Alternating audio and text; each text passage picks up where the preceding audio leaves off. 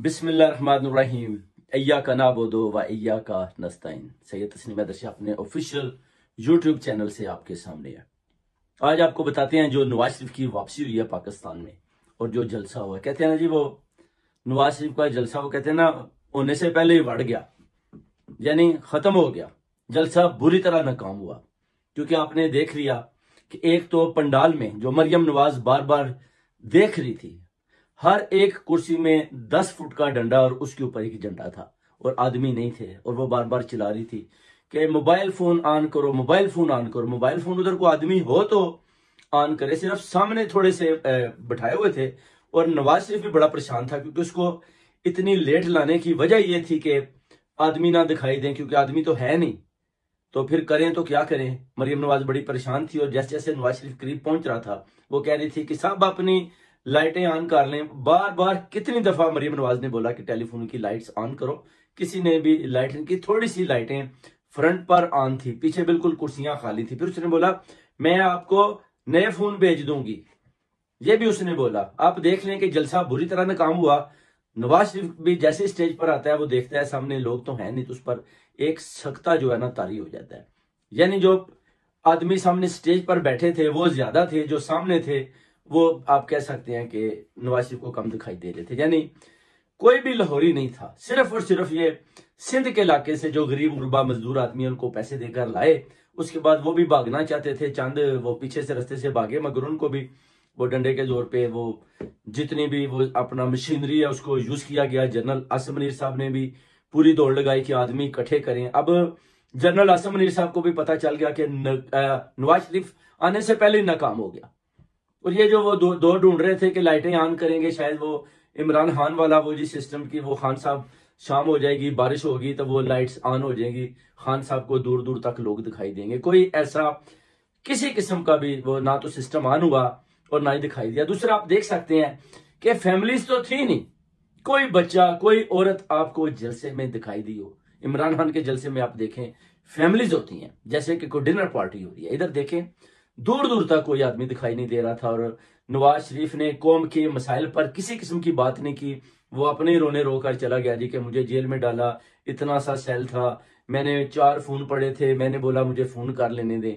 ये कौम बातें सुनने के लिए नहीं आई थी, और ना ही पहले तो कौम भी नहीं थी। चले अगर टीवी पर लोग देख रहे हैं तो वो ये बातें तो सुनना ही नहीं चाहते जी कि आप छोटे से सेल में थे तो फिर आपने चोरियां की, तो फिर आप सामना करते, आप भाग क्यों गए।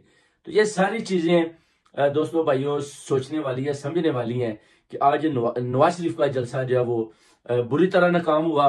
बिल्कुल लोग बिल्कुल नहीं आए, और नवाज शरीफ भी बुरी तरह नाकाम होकर चला गया। और अब सिर्फ और सिर्फ एक एजेंडा उन्होंने फलस्तीन का लहराया कि शायद इसकी वजह से लोग आ जाए।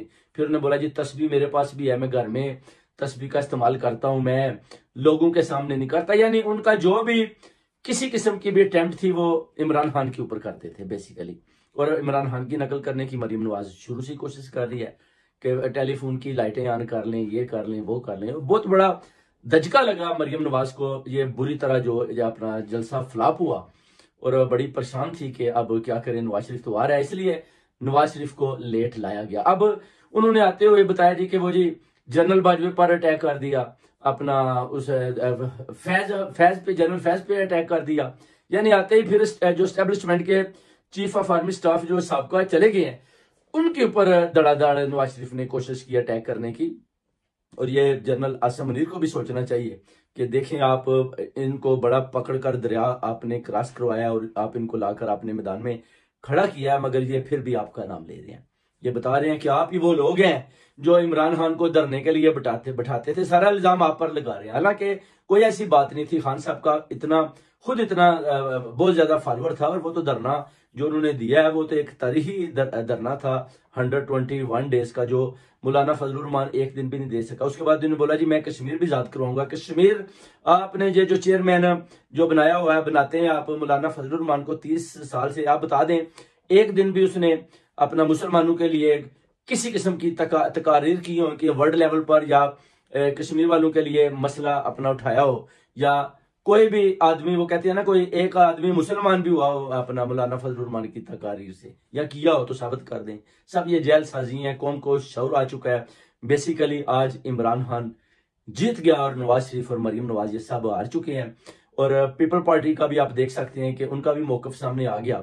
आसिफ अली जरदारी साहब वो खामोश हैं, वो बिल्कुल उन्होंने इनकी आमद को भी पसंद नहीं किया, इनके जलसे को भी पसंद नहीं किया, मीनारे पाकिस्तान को भी जो उधर जलसा किया वो भी उन्होंने पसंद नहीं किया। सिंध से कुछ ये थोड़े बहुत आदमी खरीद कर ले गए हैं। उसके बाद 40,000 में से आप देख लें 20,000, 1 लाख कुर्सी थी और 20,000 आदमी, उसमें से आप 20% कर लें 2,000 आदमी होगा जो PMLN का जो सामने बैठे थे नारे शारे लगा रहे थे।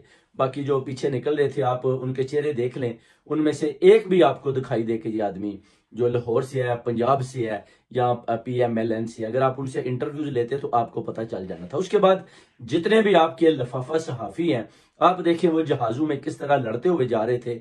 मैं उनसे पूछता हूं कि आप देखें इसराइल में, फलस्तीन में आप देखें उधर जंग लगी हुई है, उधर 18 सहाफी जो है मारे गए हैं जिनका तलक अपना फलस्तीन से था और एक का तलक लबनान से था, 19 मिलकर। और ये हमारे सहाफी नवाज शरीफ के पीछे जहाज में आपस में लड़ रहे हैं। सही सच्ची सहाफत करनी है तो आप सब लफाफा सहाफी उधर जाओ फलस्तीन में, उधर जाकर दिखाओ कौम को कि हम इधर भी पहुंचे हैं। आप ये बस इधर ही एवन फील्ड हाउस और हसन नवाज के ऑफिस के बाद आप जहाज में बैठकर जा रहे हैं और उधर ही बस नवाज शरीफ को कवरेज दे रहे हैं।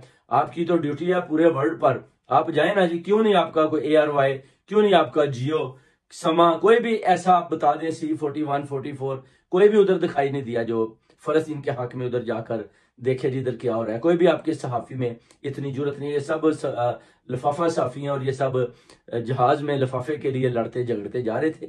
और आज इनको भी अपनी औकात का पता चल गया कि नवाज शरीफ ने इनको भी बस जहाज में बिठाकर उसके बाद जहाज के सुपुर्दी कर दिया। अब आप अंदर लड़ो झगड़ो कुछ भी करो, उसने इनको भी फारग कर दिया। और नवाज शरीफ की एक तकारीर भी बता दें, एक अल्फाज बता दें जो कौम के मसाइल के लिए उसने बोले हो, बिल्कुल नहीं बोले। सिर्फ वो अपना रोना रोकर चला गया और कौम को वो बता गया जी कि आपने मेरा साथ नहीं दिया और मैं आपको इस वजह से ये सजा दे रहा हूं, मुशत का बुरा हाल कर रहा हूं और मैं और करूंगा क्योंकि आपने मेरा साथ नहीं दिया, आपने इमरान खान का साथ दिया। और इमरान खान को इन्होंने बंद किया हुआ है। अभी फलस्तीन की भी आवाज है कि इमरान खान को रहा करो और देख लें इंशाल्लाह ताला अल्लाह ताला की जात बड़ी है। तो मुझे पूरा यकीन है कि ये जो शो था ये तो एक जट्ठा था, ये तो फ्लॉप हो गया। नवाज शरीफ इनके पास आखिरी मोहरा था।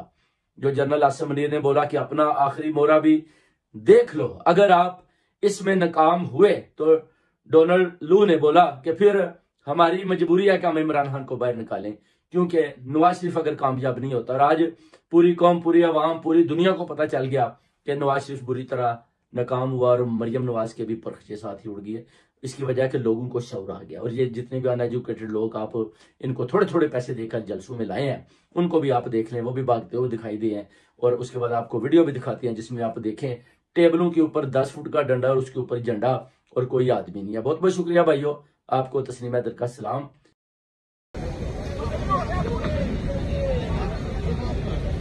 पता लगे ना चौकी भागन बात है।